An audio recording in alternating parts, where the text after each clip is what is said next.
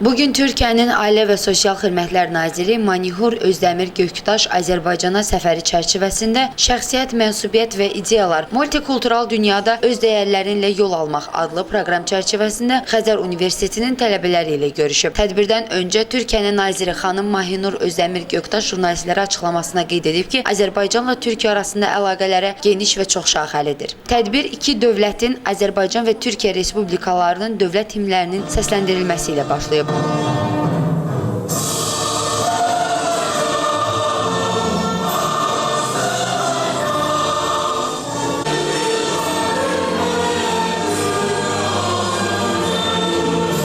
Daha sonra qonaqlar və tələbələr üçün bədii hissə təşkil olunub.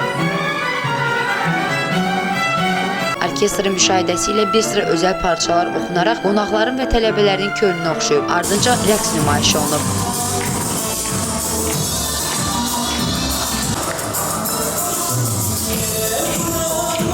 Həmçinin Üzeyir Hacıbəylinin Çırpınırdı Qaradəniz musiqisi qonaqlar və tələbələr üçün səsləndirilib.